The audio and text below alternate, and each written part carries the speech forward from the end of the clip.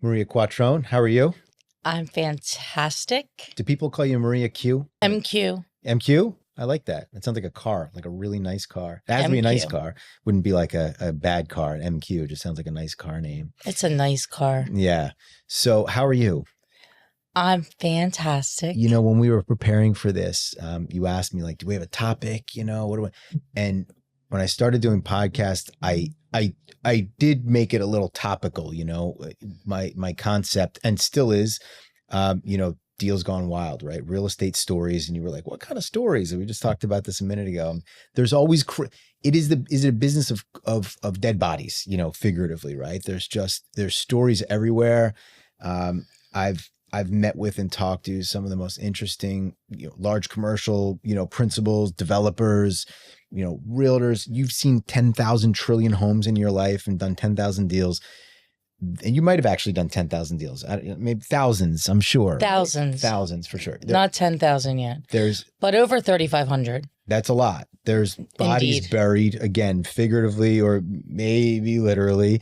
So that is a little bit topical, but I've realized also that we get into these things and we tell other stories, we spin off into other things. People want to hear about you. They want to hear about, you know, your story, how you got in the business, what your business is like these days. And it's just interesting to sit down and just say, hey, how are you doing? What are you up to? You know, how's your business?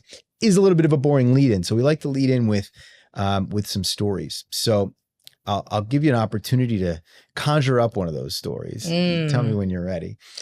Well, I had a listing about a decade ago or so, maybe a little longer. And my client bought a shell in the art museum area. And he renovated it. 2-story, he made it a 3-story, gutted it down to the bones, literally.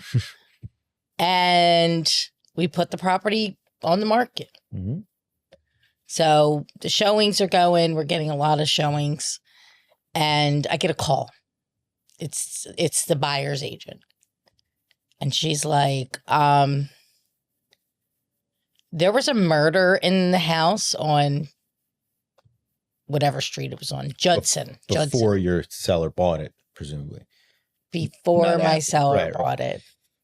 And I'm like, what? Oops.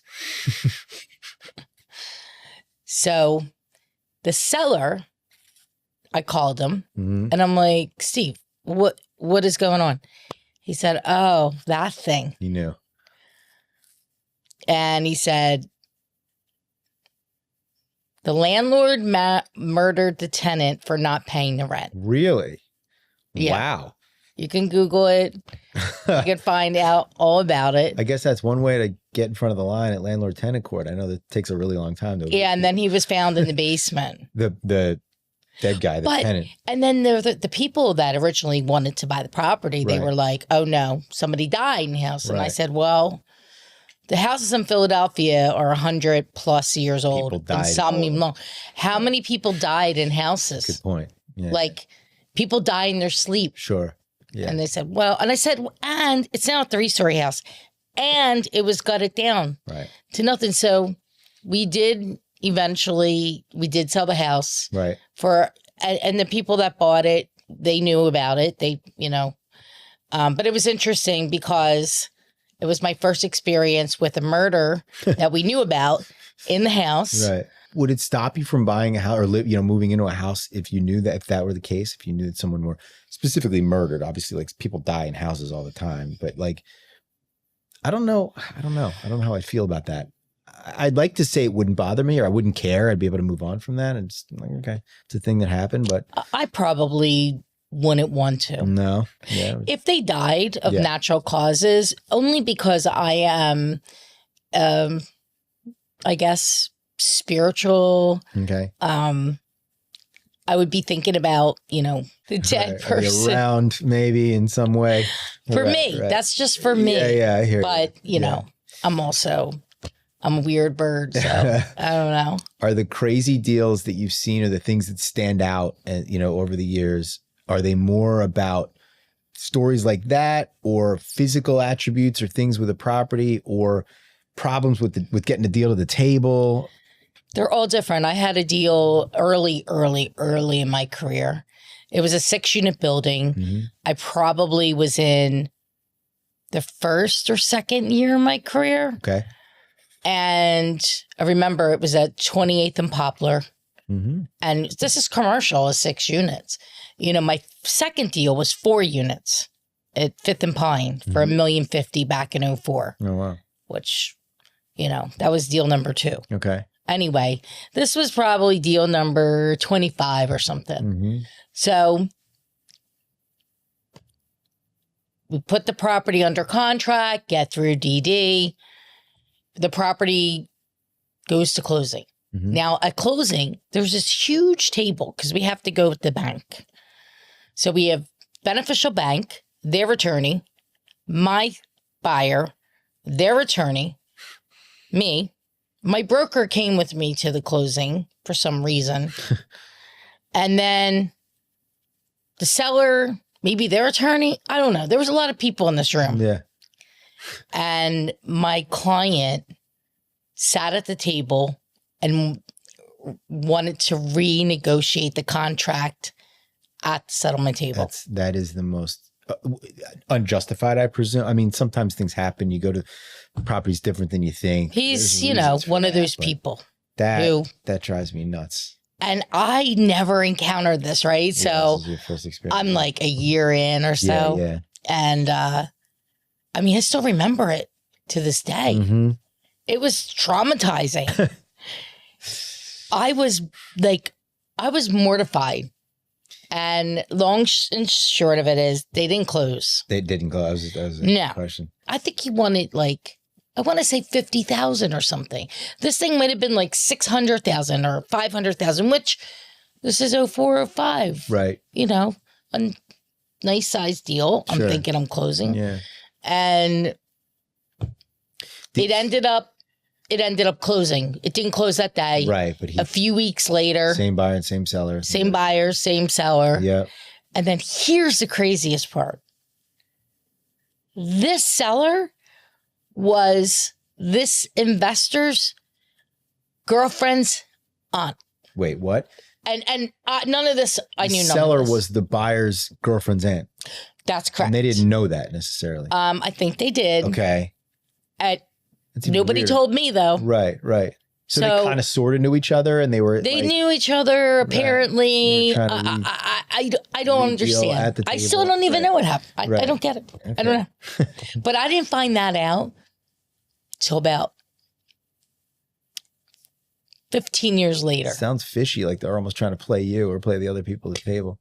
Deal's going nuts. Deal's going wild. You don't see that. First of all, I never see that anymore where you're at a table with a lot of people, attorneys and buyers and sellers. Like, it's rare anymore where you even see buyers and sellers at the table together. So since COVID, no more. Yeah. I mean, if we represent you as a seller broker, then you're signing a deed package in advance, and we do the closing remotely. You know, that's just how it is. Now, we all went to a table because it was customary. You know, there's customary ways to do things. Yeah. Like I would say, for example, agents go to inspections. We don't go to inspections. Right. 1, it's a liability.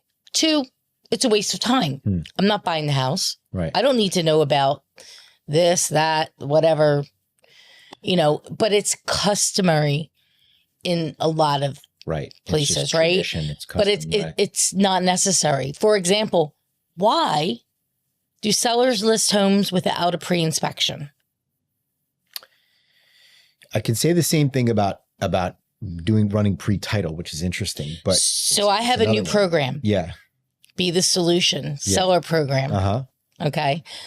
And it's like when you go to buy a car, you want the car pre-inspected, right? Sure. Are you going to buy like some car? Of course not.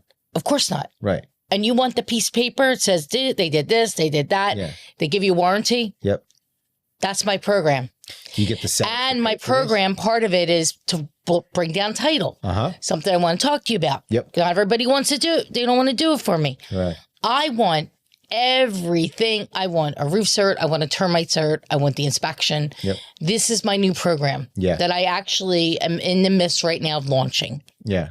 And the reason is that it's going to keep that seller's deal intact. And that in turn is going to make them more money. Yep.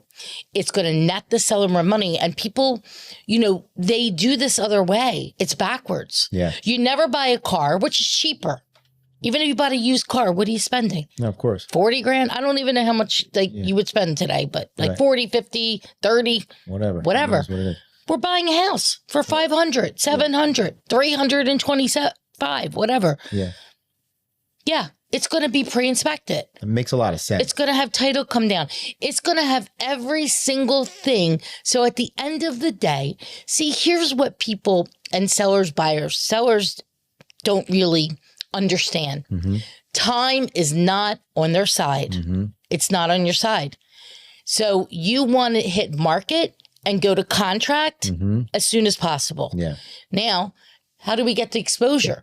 We get the exposure by doing all these other things in advance and a coming soon status to give that 5-day exposure. Yeah. Now you're reaching all the people. You have the exposure you need. You do a 4-day blitz. You call for offers versus the backwardsness of it. The backwardsness of it is the way that it's been done because that's the way it's been done. Yeah. But I won't accept that anymore. Yeah. I'm not working for free. Right. No, that makes a lot of sense. I've been approached about it for title a handful of times. We've done things. We have had not blanket wide across all of our clients, but we've had clients in little niche programs where we've done, you know, a prelim, what they call an M&J search at least, right? So we know here's the mortgage and judgments. We know, you know, basically what is going to show up and, you know, and we've already done a little bit of work. And for us too, the obvious thing is, hey, we've done this work. We know a little bit about this property. We know what the mortgage and judgments look like. If there's been things to clear and we've already put it in the hands of our creative department. Well, that's part of it. We try to capture if it. There's obviously. Liens or judgments. Yep. And, you know, you ask people, they tell you no. But of course, there's something that happened 20 years ago. They forgot all about it. Yeah. I get it. Yeah. I sometimes forget about stuff too. We're human. It's normal. Or there's things on title that you don't even know. Or there's an old mortgage. Yep. We just had this happen. Happens all the time. Yeah. There's a very, very old mortgage. The title company is closed. Yeah. That did it. This happens. The mortgage company all the is time. closed. Yeah. Now we have a deal where if it doesn't close, our seller's nuts. Yeah. Right. Basically, this lady's nuts. And if it doesn't close, she's not going to extend it, even though it's her fault. So I'm not going to deal with that anymore. Yeah. It closed because my staff is so good and they worked their butt off to make sure this happened. But why? Why do I have to do all this? This is crazy. And you know what's crazy? People think we make a lot of money. Right. You know how much money we lose from deals? Sure. No, of course. And the time spent. Most agents don't make a lot of money. No, of course not. No. You know? That's what we know. We know that to be true. You know, so we're going to put everything into place that's going to put the seller, our clients, in the best position. And in fact, it's going to help the buyer as well, because we're going to let them know everything about the house up front. And if there are liens and judgments, we're going to have our team, like you guys, work on it and get it started before we even go to market. Yeah.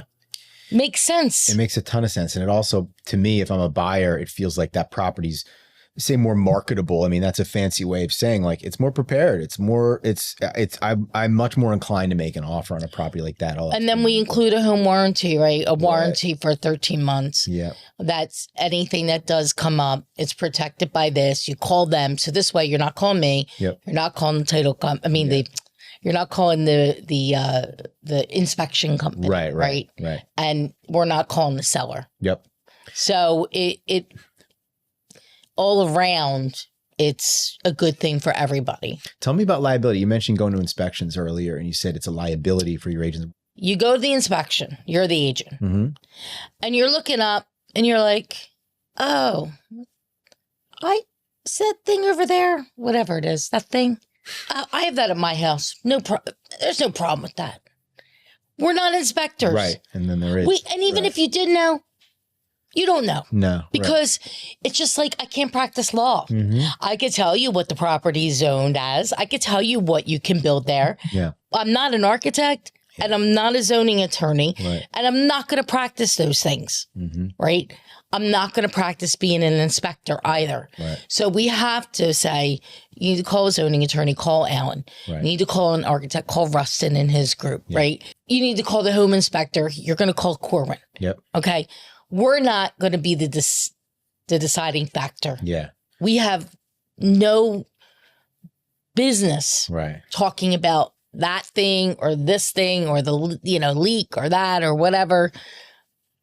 I know nothing. Yeah. So it's not also for me to say what people like. This is going back at least 15 years ago at another company.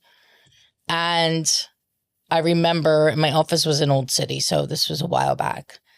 And I remember going to the listing appointment and walking in this house. And I'm like, it was a single family house in Germantown. I walk in. First of all, I pull up. There's a driveway. It's like a circle in the front, and you could drive around the back of it. And there's like a detached garage over there falling apart, and the house sitting in the middle. Sounds like a West Mountain area, one of these big old houses. Yeah, but it's not. You would think that's what I'm talking about. Yeah. Imagine that, but ugly. Okay. Okay. And the seller, this man, I forget. He spoke broken English, but I understood everything he said. He did the renovation. Right. And he's not a contractor. Oh, yeah. Okay. And it was so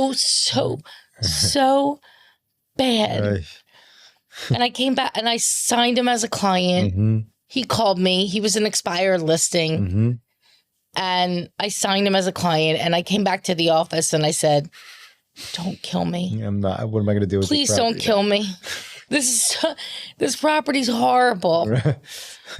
So the sign goes up. We get a call. There's a buyer interested in the house. Okay. So we go. I think I went and showed him back then, and he loved it. Victor loved the house. Victor loved this house so much. Victor put a full price offer in on it. Wow. And I said, Victor, why? What do you love about this house? Right. I was just curious. Yeah. He said, I can pull my car right up in this circular driveway. Okay. And that was his dream. That was his thing. Right. That was his dream. All right. So here's the point. It's not for us to decide whether somebody likes rum raisin, mint chocolate chip, vanilla, or chocolate. Yeah, agreed. I mean, it really isn't. Yeah, you can't. Our job is to represent them in a fiduciary way, right? We are fiduciaries, and not be in judgment of them. Right. Oh, cool. And so often you may go into a seller's house and as an agent and you're looking around going, oh, this place. You don't think people can feel that? That's in judgment. They invited you to their home. Of course. And you're poo-pooing them. Right. By the way, you live in an apartment. Right. Not you. I'm saying in general, this person. Right. And so we sit in judgment of people all the time. And it's not for us to judge. Okay? Yeah. You're no better than them just because they're like that. Chocolate. I like mint chocolate chip. Me too. I like mint chocolate chip. I was going to say that. I like mint chocolate chip. Yeah. The green kind, personally. The green, I like both. It depends. I love green, peppermint though, flavor, which is in the white kind more, so I agree. I probably would go with the white, and Tillamook makes a great. Yeah. And Trader Joe's, actually. However you pronounce it. I don't eat a lot of ice cream. There's also that. I used to be an ice cream maniac. We're getting diverted. It's okay. We'll get back. I used to be an ice cream, big giant bowls of ice cream, it's terrible for you. I'm fortunate I can burn right through it, but I used to. I'm not young anymore. And then I stopped like a year and a half ago.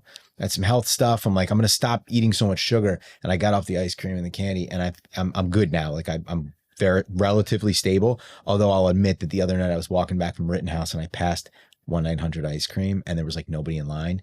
You see the lines outside of that place? I did. It's insane. So I went and I got an ice cream, and I got a huge sundae. It was the first time in a year. So it wasn't mint chocolate chip, but back to the point, I'm a mint chocolate chip person. So are you. They're vanilla. Not for us Who to just cares? to tell people what they Right. should like, not like, you know, I hear a lot of times agents will be saying to buyers, "What? Don't buy this thing, that thing." Right.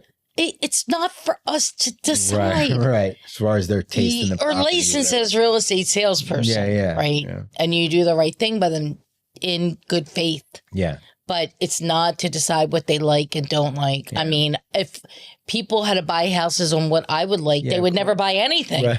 Right. I don't like anything. And I'm always surprised by the fact one of my neighbors put a house up for sale recently, and I know a lot about the house, and there were some circumstances and some work, and it had to be priced just right, and the agent that priced it, like it got like killer offers above asking by 10% above asking or more.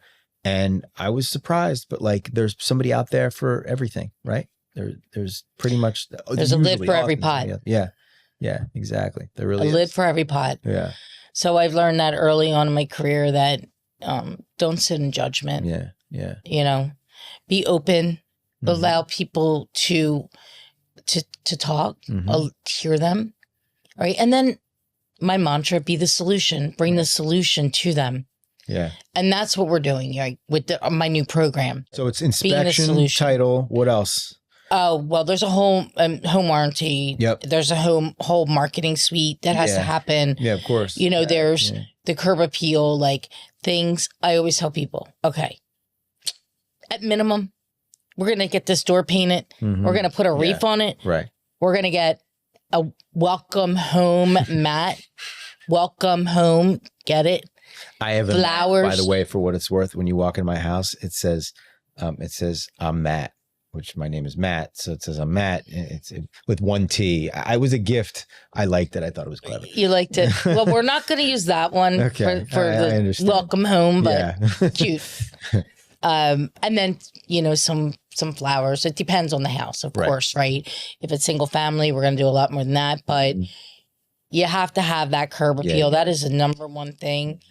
The way you take pictures, twilight pictures are important, especially depending on what type, if it has a view. You do a lot of drone photography these days? Oh, we do drone, especially not on just like a regular townhouse, right. Yeah, because what angle are you going to get? But if it's a larger property, if it's a single family, if it's commercial, we use drones, we use floor plans, we use 3D, Matterport tours. We do virtual staging. If it needs regular staging, we'd recommend that depending on the seller's budget. But, there's a whole entire suite of things. Deep cleaning. Like, these houses have to be deep cleaned. Yeah. People have pets. You get dog hair, whatever. I mean, even houses that are cleaned, sometimes they need a deep cleaning. If you're not having your house cleaned every week, you need a deep cleaning. Yeah, for sure. My house, I can't stand it being dirty, so it's cleaned every week. Yeah, mine too, but even so, I feel like sometimes after like 4 days and the cat's running around, I'm like, we should have her come back. Find things on the ground. I don't even know if my house is clean because I just live in it every day, and it gets cleaned every week. But I'm not even sure if my house is clean or not. I need somebody else to come into. Does it look clean to me? But I see it every day. My eyes adjust to the. I feel like someone else needs to come into my house and see and tell me if it's clean. Clutter's a big thing, and the things we talk about is really like, how do sellers maximize? There's so many things that you would never know because you don't do it. Right. Not just you, anybody that doesn't do this at a high level. And being a listing broker is, you can't like half be a listing broker. You're either all in or you're not. Right. And you need to have team people, right? You need to have we have handyman. We have on staff people, like even signs and boxes and everything. So we turn properties, quickly, and it's harder today. Yeah. So you really need to, that's another reason why I've developed this new program that we're launching. It definitely came from the last 6 months of shit that it's been. Tell me about that. Why has it been shit for 6 months? It's been not good. Yeah, just slow. This is the worst, and I have talked to other colleagues at my level, and this is the worst we have seen. Wow. With other buyers' agents. Yeah. Our vendors, other mortgage companies, other title companies. inspection companies. People are downright negligent. Nobody wants to follow a contract. They don't understand the contract. It's crazy. They want to we call it retrade in residential. It's like renegotiate, but basically renegotiate, retrade the deal. Right.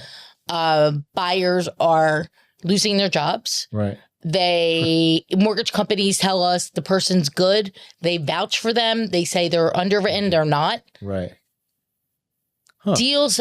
I've had more deals blow up than, and because I never used to have hardly any deals blow up, but I have more deals blow up in the last 6 months than crazy in the last 5 years. I've not heard that from anyone before. Like, I don't think people really want to talk about it that much because what positiveness is that? I guess. But I know they're blowing up. 30% of deals in the USA have blown up in the last couple months. What do you think? What do you attribute it to? I attribute it to all those things I just said. Yeah.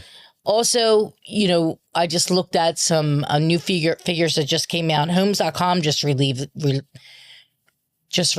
this. And I don't know, Homes.com is owned by CoStar, huge billion dollar company. Yeah. And right now, first-time home buyers are at 21% of the market. Okay. They generally sit in the low 30s. Mm-hmm. It's not surprising at all, considering where prices are, of course. Well, it's the lowest it's ever been. Yeah. For first-time buyers. Yeah. Ever.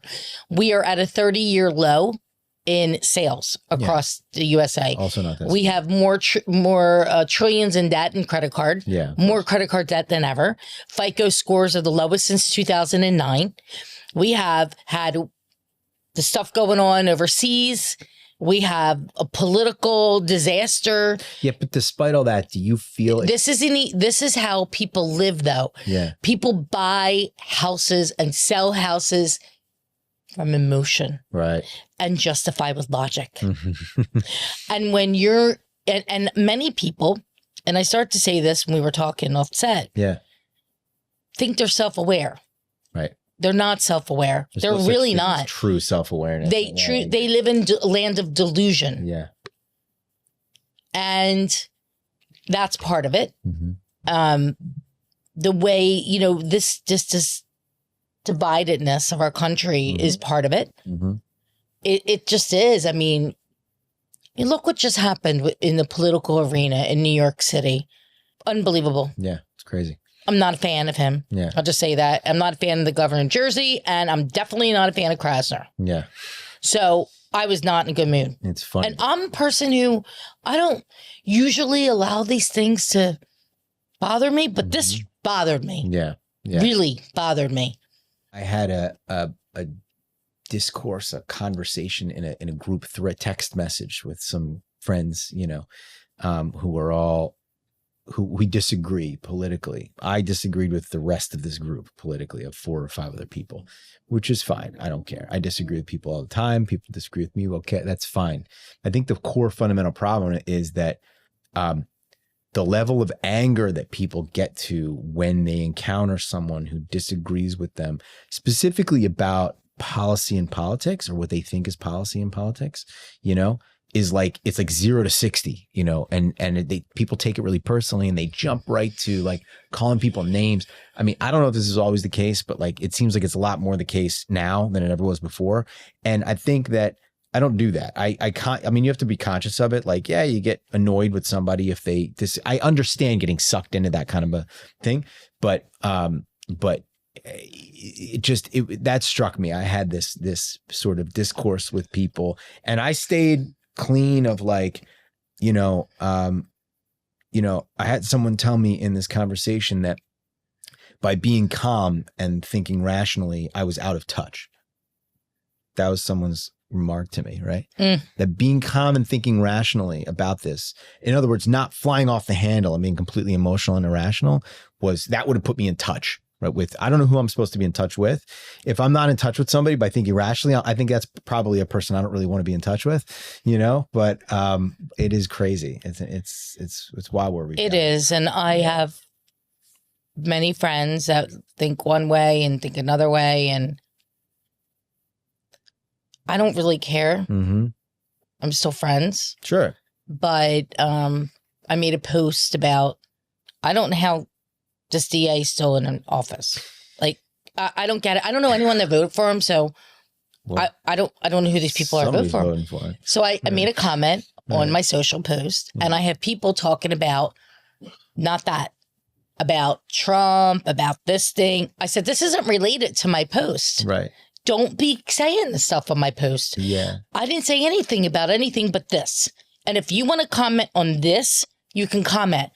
But you want to bring your shit into my page, get out of here. There's a human condition where we all want to be on a team, part of a community, right? Same reason that I'm an Eagles fan or a whatever, right? It's the same, similar kind of wiring. And people want to be on the blue team or they want to be on the red team. And they have this idea that, okay, they self-identify like I'm on the blue team or I'm on the red team. So all the things that represent the blue team or red team, now that's it. Those are my things, you know? And if anybody else doesn't agree with any of those things, then they're my enemy. But in reality, if you look at all those things, you might agree with some of them and some of them might be preposterous. And, you know, the other way around. It's the same bird. Mm-hmm. Mm-hmm. It's the same bird. Yeah. Yeah. Doesn't matter. No, of course. Of course. It doesn't matter. In the big scheme of things, like, no. You know, what's sad is that there's this divide. Yeah. No, it is. Right. And I don't like some things here. I don't like some things there. And I don't really think people really understand, though, what really is going on behind the scenes. And what it's not what people think. Mm. It's not what people think at all. And there's things that have been going on that, you know, they're trying to stop. And there's a lot of really bad stuff. The child trafficking, mm-hmm. You know, things that are well, way beyond us. Yeah. Matt, like. Way beyond us. Like. Right. Serious stuff. How many kids are stolen a year? Yeah, that's crazy. I mean, you're talking hundreds of thousands of kids stolen a year. That's nuts. And trafficked. Right. And done horrible things too. And there's, you know, a whole contingency out there that's trying to stop that. Right. And that is why some of these other things are happening. But it is something that I think we will see. I believe we will see in time, that'll be revealed, all the evil, and there's a lot of it, and I pray that changes and that comes to fruition of what they're really trying to do. Well, what do you think? Circling back around, you mentioned all these things in the last 6 months. You said you've had deals fall apart for. It sounds like people don't know what the hell they're doing out there anymore. It's what it sounds like you're saying, right? No, they don't. Yeah. They don't. They do not, and you know, I wish I could say it was me, but you know it's happening elsewhere. It's happening to other people. I mean, when I talk to people I know that do significant business, sure, and they're like, yeah, things are falling apart. Horrible. Yeah, interesting. It's so bad, actually, and the other part of it too is the sellers. Mm-hmm. They think their property is worth X. It's not. The showings tell you if it's worth X. Sure. The market tells you. Yeah. And, you know, what you paid and what you put into it has no bearing on what the market will bear. Correct. There is a market price. Yeah. And I could say, based on the market, the price should be X. Mm-hmm. But reality is there's also a perceived market value. Yeah. And when everybody is at the same market price, there's no need for the consumer, the buyer, to pull the trigger. Right. Because there's not enough value to get them off the fence to pull the trigger. Mm-hmm. We're in a situation where we've not been before. The prices are the highest they've ever been. Prices went up 54% since COVID. Yeah. The highest they've ever been. And interest rates aren't horrible, honestly. No, I remember I bought my first place and I might have paid 7% or something. Yeah, whatever it was, I didn't care. Comparatively, they're you know, if you're living in 2020, 2019, 2022 world, 21 world, they're higher comparatively, but historically, right? They're not bad. But historically, they're not. Yeah, no, they're not. And the issue is that people don't have money to buy. Right. Okay, that's why the 21% are first-time buyers. First-timers, but don't you feel also like there is this pent-up demand in the burbs, especially in the city too? When a property goes up, that's the right property, and it's priced right. I mean, it's like there's a feeding frenzy, right? So the right property has to be in the absolute right location. Yeah, priced aggressively in perfecto condition. Right. Or a complete shithole. Right. That's there to be gutted. Right. That there's an opportunity to create value. Yes. Yeah. Yeah. Okay. So it's a price war and a beauty contest. Yeah. Yeah. For the residential resale market. Yeah. And the shithole market, there's always room for a shithole as long as you can, because you make your money as an investor on the buy. Right. Always, always, always. If I can do the deal on a napkin, I call it my napkin math. If I could do it, I do it in my head, but I do it on a napkin for people. Yeah. Literally a cocktail napkin. And if I do the deal on a cocktail napkin, I hand it to you, do this deal. Right. Then you do the deal. That's what people now, though, they have to be a little more careful because of the cost of construction with things. But generally speaking, that's the market we're in. And it kind of reminds me of 2007 when I told people, adjust now because we don't know what's going to happen. Matt, if I told you in December, if we were at a holiday party December 20th, 2019, I'm getting ready to go to Europe for 3 weeks. Almost I was there. I think I was there for 3 weeks-ish. Yeah. And I'm telling you, I'm going to Europe and we're at a holiday party. I said, Matt, I got to tell you a secret. When I come back, all hell's going to break loose. And we're going to have a pandemic and you're going to be home in your house. Locked in. For months. You would think I was completely batshit crazy. Yeah. You would be like, you're fucking full of shit. You're a nut job. Yeah. Like go have another wine or something. And that was 3 months later. Yeah. Crazy. Because on March 16th, they shut the restaurants down. I remember the exact date because it's my husband's birthday. And we were set to go to Vetri that night. Yeah. Oh man. And they called and said, they shut us down. Wow. And I'm like, oh, shit. I knew I should have went to Fiorella the night before because I was like, maybe we should go out tonight just in case. Right. You knew it was coming. You could feel it. I mean, for weeks. Well, it was on Friday. Yeah. On Friday, I had an event we went to. It was supposed to be 250 people there.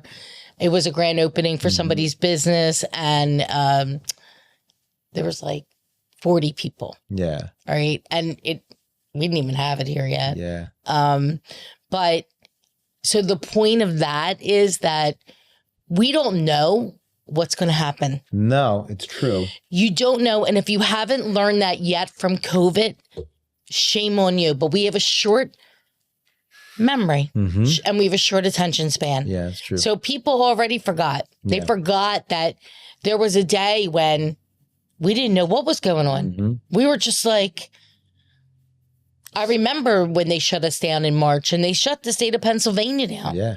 It was such those judges that are in there, they shut us down. Such a weird experience. It was why I said every other market, I guess you can't get COVID there, but you could get it in Philadelphia, in Pennsylvania. Yeah. Right. It was Pennsylvania, Missouri, and New York City. Yeah. Nut jobs over there. Yeah. But we were shut down for 10 weeks and I didn't leave my house for 10 weeks. You weren't supposed to show properties. You weren't supposed to. No showing, no going to listing appointments and no showing properties. I remember I had a different title company that I own now. I had a title company that I no longer own. And we were still doing settlements. People were like, I'm closing on my house. And like, I already sold my other house. I have nowhere to live. It was like people were in the middle of their lives. And, we were sending closers out to, sign papers on the trunk of the car outside with the mask on, and they were scared too. They're wearing gloves and they're handing the paper, but they're getting it done, whatever. And I think we weren't probably supposed to do that. So don't say anything, but No, I mean, we had closings when they were outside. Yeah. In a tent or on the hood or whatever happened with them. Hood of Cars was like the place for like 2 months, solid, like April and May. My closers were doing deals on the hood of cars outside, parked out on the sidewalk or in front of Well, here's the craziest part. There were some businesses that got waivers. Yeah. So there's a real estate company not far from my office who had a waiver. The real estate company had a waiver? Get out of here. They also had a development arm, so they worked and they showed houses. Interesting. So, and that's a big problem. Yeah, it's crazy. That's a big problem. Yeah, it is. Right. So now, also that makes no sense. Walmart could be open, but the little corner store couldn't. The liquor store was open, but church couldn't be open. Right. You know, come on. It was all planned. It's, it was all. It's like they knew what they were doing. They wanted. What do you call it? It was a divide. Disinfectant. Liquor. That's all. It's The virus can't live in a liquor store. Come on. That's how it was. Yeah, it was a crazy time. It really was. But if there could be anything at any time that happens, right? Yeah. And you just don't know. It's a weird economy. I feel like we're in a time of growth since then, or not since then, but certainly since, we've hit this bottom in 22 and kind of scooped back up. 23 was a really, really slow and scary time specifically for commercial real estate. And it's different today. I mean, there's more deal activity, no question about it. It's like hitting us from both sides. I feel like there is pent up demand. I feel like if interest rates went down, prices would go up immediately and activity would go. But who? I mean, there's not. Well, that's the thing. Yeah. See, sellers say once rates come down, I'm going to sell. Mm-hmm. And this is what I was getting to when I talked about the first time buyers. Our segment of market, we're missing the middle market. Yeah. The middle market is the move up buyer. Right. The move up buyer, okay, they have 2% rate, 3% rate, 4% rate. Yeah. Most of them have like 3%. Right. So in order for them to be a move up buyer, let's say they have a house that's $400,000. Mm-hmm. The move up number now, it's 8. Right. Not 6. Right. With more expensive financing. Because 6 is what their house is. Right? Yeah, right. It's 8. That means that's double. Yep. And the rate's double. Yeah. There's no move up buyer. Yeah. So that market is dead. And unless they're coming relocation. Mm-hmm. Right. Recently I just was reading 20% of the sellers that are coming are people that bought during COVID. Mm. They did make enough money during COVID because they bought early on. These are people that regret buying in the frenzy, or you think? It was a stepping stone. Yeah. They were a first-time buyer who now maybe makes more money. Right. Who now has a lot of equity. Mm-hmm. Who now needs a bigger house. Right. Right. So there's a combination of reasons why they're a seller now. Yep. They're a seller. Yeah. So you have that. You have investors. I mean, people can't finish projects and they can't rent these houses. Right. Interesting. Right. There's plenty of inventory where can't find buyers. Like there's some listings. I'm just like, yeah, we're not going to take that listing. You're just not going to sell. It's not going to sell, you don't think? No, it's not going to sell. Mostly new construction or no, directly? Investment properties that maybe were fixed up and they're in tertiary areas. Okay. And just nope. Where do you do most of your work? Where's your all of Philadelphia County and the surroundings. So I've taken listings in Doylestown. Okay. New Hope. Do you have certain pockets where you're like really hot and you're no kind of all over those areas? Nope. I am a listing broker, and I did a listing in Bryn Mawr. In Newtown this year. Okay. I've done stuff in Ardmore. I've done stuff in Narberth and Delaware County, oh my God, Media, all over. Yeah. Mainly Delaware, Montgomery, and Bucks, and Philadelphia. Okay. I have had a listing in Chester County, but not that much. It starts to get far out there. I feel like. And now I'm focusing on, so that's obviously part of my business, but now I've launched a coaching business for agents who want to grow and be a listing broker. Okay. And so I have 2 different things available. Yeah. One is one-on-one coaching, which I develop a whole program for you based on where you are today. And I would say, people say, well, meet people where they're at. I'm like, if I didn't meet them where they're at, they're not going to, that's the stupidest thing people say. What if you're in the gutter? Right. I'm not meeting in the gutter. Okay. Right. You're trying to. No, but private coaching. And then also I have a 12-week program. Okay. And it's called the Listing Accelerator. And I take you through all my systems, everything I do for you to grow your listing business. And there's so much. There's so many things that people, even if you already do it, but I guarantee you're not probably not doing 20 plus listings a month. So if you aspire, if you're doing 2 and you want to do 5, if you're doing 5 and you want to do 10, you know. Yeah. But there's not very many that are taking a couple hundred listings a year. Yeah, you've been a machine over the years. You were talking out there and you said you had a challenge month and you hit, what was it, 134 listing appointments? So in the month of March, this year, I had looked in February, I analyzed, like, on average, I was doing about 42 listing appointments a month without, like, trying real hard, meaning, like, you know, grinding. For the record, that's a lot because, like you said, with 20 or 21 I mean, people days, don't do 42 in a year. 2 a day, every single working day. I mean, people do not do 42 in 1 year. Yeah, no, it's a lot. Sounds like a lot to right? me. So this is a month.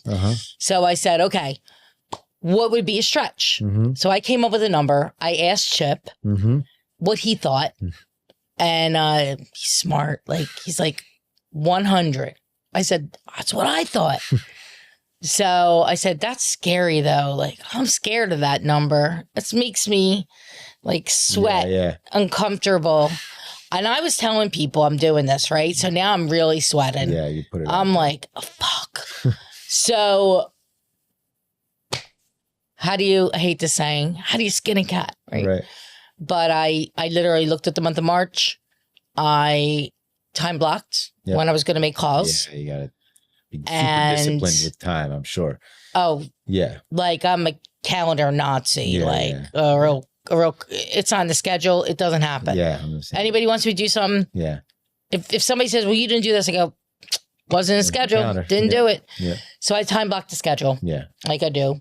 I run off a schedule and I put in as many hours as I thought it would take to reach the number based on my conversion. So I already knew what my conversions are, right? So I would say real estate math is the path. You want to decide how many transactions you want to do? I could tell you by how many conversations you have per hour, how many appointments you set per hour, what your turn rate, conversion rate is.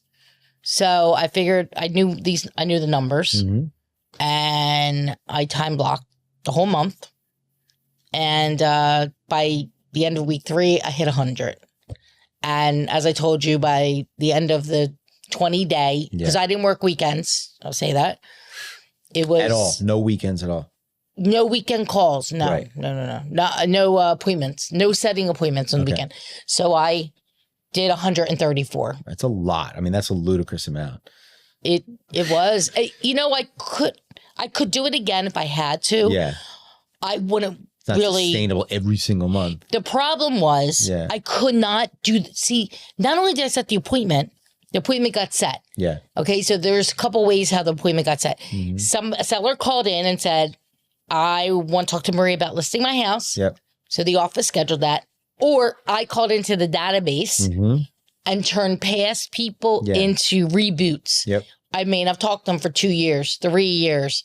Somebody, maybe from last year, I'm ready now, whatever. Right. So it was a combination. And, but here's the thing. I actually had to do the comps for all those. So it was setting the appointment and then doing the appointment. Yeah. Preparing yourself and getting it. So doing the appointment. Yeah. It wasn't just like I set it for you, for this person over there. Right. No. It was like I'm an ISA, inside sales, like a appointment setting machine. Yeah, yeah. I had to do the comps. That's crazy. And I had to do the appointment. So I could barely keep up. I mean, I was in the weeds. In fact, I had one night, I had to go to this party. It was a good friend's party at their company.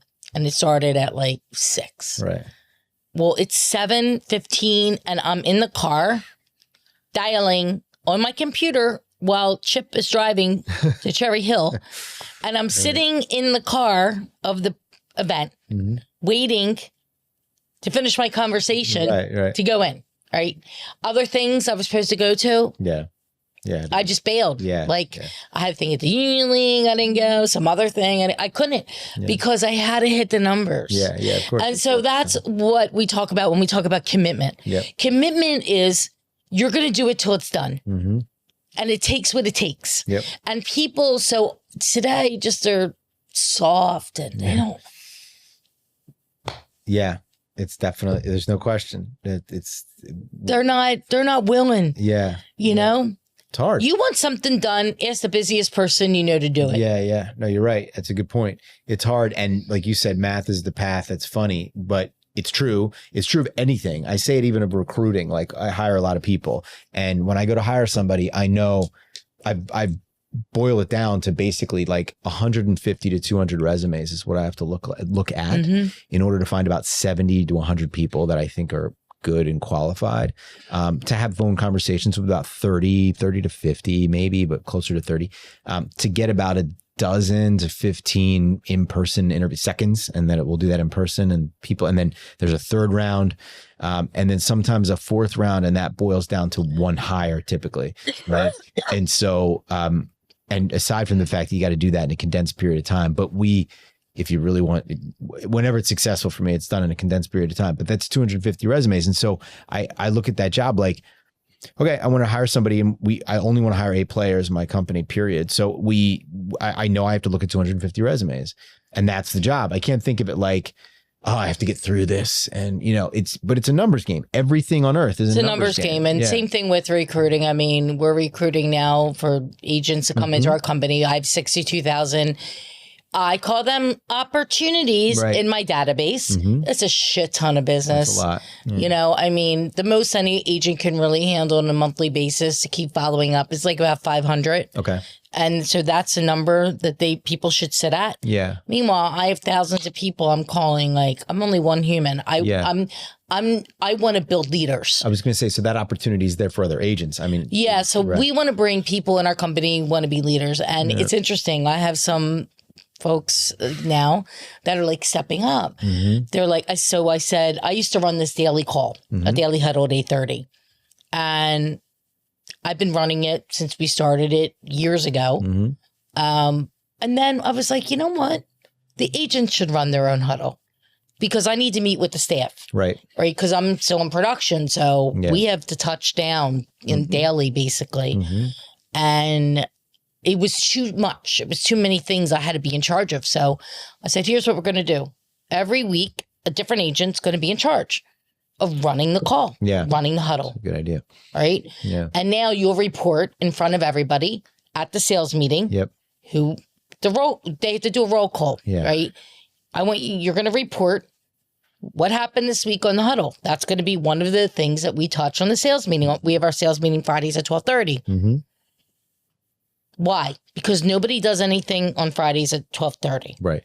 Right? What are they doing? Except for me, because I'm still calling the people. But right, if I can get somebody on the phone on a Friday afternoon, a lot of people answer the phone. Believe it or not, that might be a good time to get people. It's a great time because nobody else is calling them because they've already are at happy hour. It's 5 o'clock somewhere. Right. I said that. Yes, you did. That's a whole nother thing. Yeah. That's about conditioning. Yeah. So this is about conditioning. Yeah. It's about conditioning yourself to grow your capacity. How do you grow your capacity? You could grow it through others. You can grow it through yourself. You can't go from 1 deal to 10 deals. You can't do 1 deal and go to 10 deals the next month. It's impossible. You'll blow up. So you can do from 1 to 2 to 4 to 5 to 7 to 10 to whatever. You build capacity. Yeah. Right. I mean, and that's how it goes. I tell people all the time, remember, there was a day I didn't have an agent, and there was a day I never sold a house in my life. Right.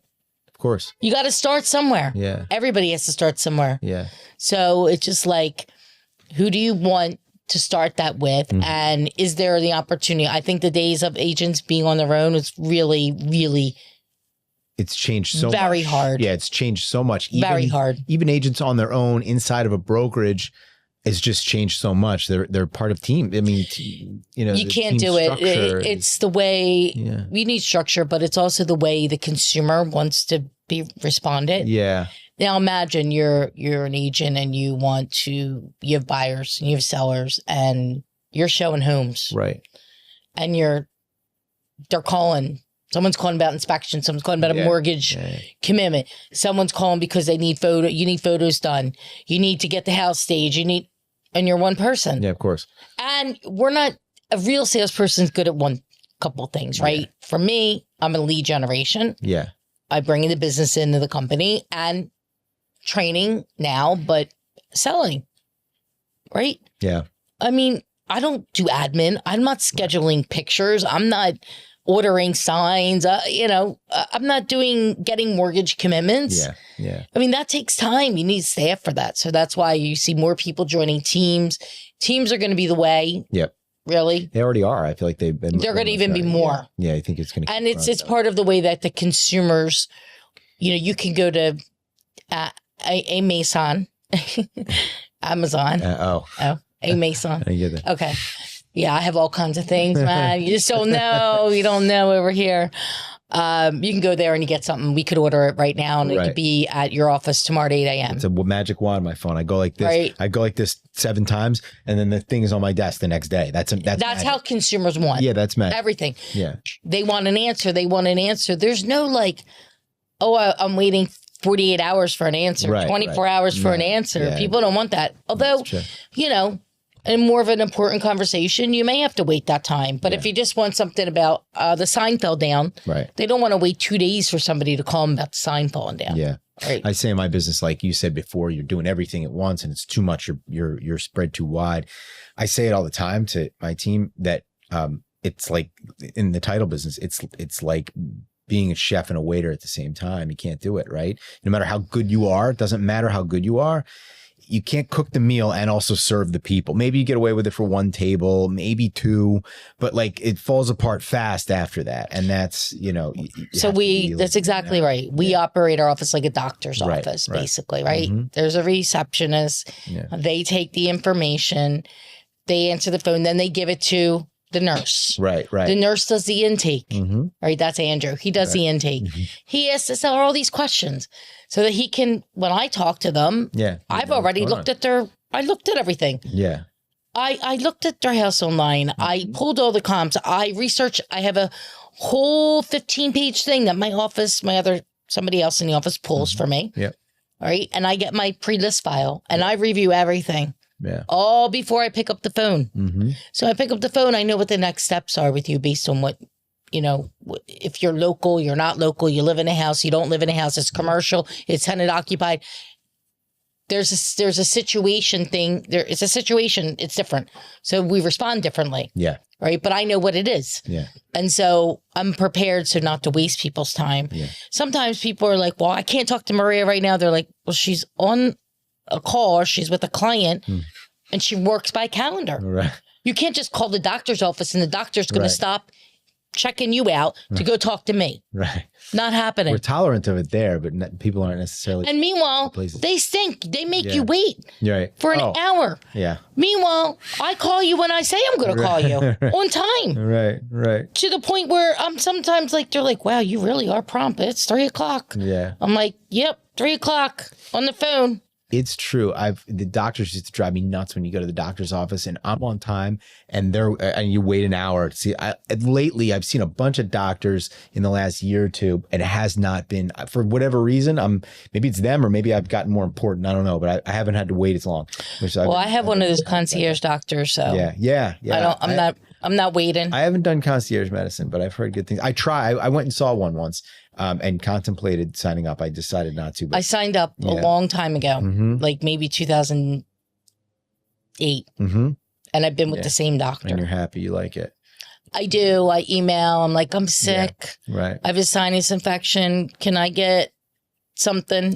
And I'll get the Z-Pack and this other thing. You have to come in. And then this other thing. And then, I get better. Or, I can go there and they can take my blood right there. Right. She takes 13 vials every year. So whatever those things are, right. Or whatever. It's just, and then you have a conversation. We sit like this, Yeah. It's a different experience for sure. They don't have 3,000 patients. They have 300 patients. We sit, we talk, we have a plan. We plan for me. Yep. It's not just like I go there when I'm sick. Yeah. No, and then you don't see me. Yeah, it's a different kind of- EKG, whatever. And it's a good model for a business. I mean, it fits well in that business. It's a subscription, but that's a good model for any business. It's a good model for our business too, is to have high, it's what I aspire to have, higher touch kind of relationships with people, you know, when you can go deeper and like really understand what they want, what they need, and kind of build for them. And not just pure volume for the sake of volume. You know, well, that's part of my program. Yeah. Right. So there were clients that I probably won't be able to work with anymore. Mm-hmm. Yeah. Of specific, you know, that's what happens when you grow. Type of client, just because it doesn't fit what I want to do for my life. Yeah.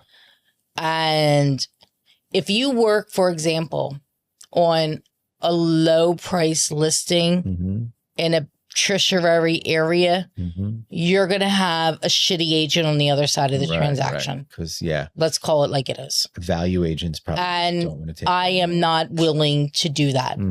Yeah. And plus, with my new program, there's things that are going to be a little bit of, might be some expenses that they may not want to pay for. Yeah, it's hard to do. They may not understand or want to understand what I'm attempting to do for them. Yeah. Because they're not open-minded. Right. They're closed-minded, or they don't understand it, or it's not done like this. Meanwhile, I know people, you know, I have a lot of very successful friends and clients, and they're just like, tell me what to do. Like, I don't do this. I run this business over here that, you know, they make 10 million a year or whatever it is at. They don't know what it is about the house. They sell a house. They want me to tell them what we have to do. Here's the plan. To do something. Do you want this to be less painful than it already is selling a house? Because it is a pain in the ass. It really is. And I tell people that own homes, I said, I'm going to make it as least painful for you as possible. Yeah. But you got to follow my program. Right. And I'm going to be super adamant about it. Yeah. And if not, it's okay. Yeah. No worries. But I guarantee you, the ones that do it, they're going to be very happy. Yeah. And I will get a lot of referrals from it. Yep. And I'll get great reviews from it. So yes. I like it. I like I like this whole idea. I love the idea of, again, we've been approached before with preparing for listings for sellers, title packages of, you know, just what's owed, you know, liens, debts, judgments, etc. And to be able to present that to buyers and do it quickly. We've done it in times. It's been successful when we have. Successful for us, the measurement of getting that business from the listing agents, but it's been successful. I think it's been well received. And so I think adding to that, which is something I never thought about because it's not the space that I play in necessarily. No, and you know, like, really, why would you, right? Yeah. So so I'm like, get my whole little team of people that I'm going to use, you know, and I'm launching this now, but it'll really come to full fruition. Yeah. I'm doing it now before the end of the year, but it'll be how everything runs in 2026. Yeah, next year. It's how you're going to. It'll be how everything runs. Yeah. Between now and the spring market, I guess, is when you get yourself prepared. So I'll have everything real dialed in by then. Yeah, that's awesome. That's great. So that's what I'm focusing on now. Cool. Until the end of the year, getting everything like buttoned up tight. Yeah. I run a tight ship. Yeah. And I'm tough, but I'm fair. Yep. And generous. And I like to have fun. Yeah. You know? Yeah. And I like to see people win. Yeah. You know? I like to see people win. Yeah. I know you've been winning for a long time over there, and it's been an interesting ride. It is not an easy thing. No, it's not. But 22 years and still rocking and rolling. Good. Awesome. Well, I'm excited. I'm excited to see what happens in the near future, especially with this new listing program and with your office in general. And we got good things coming up. Yeah. Cool. Well, hopefully we'll talk again soon here and elsewhere, and hopefully we'll be part of that. And Maria Quattrone, everybody. Thank you so much. You're welcome. It's an honor. And thank you for taking the time to do this today. I love sharing, and let's go 2026. All right. Awesome. Sounds good. Thanks for being here too. I really appreciate it. Thank you. Genuinely.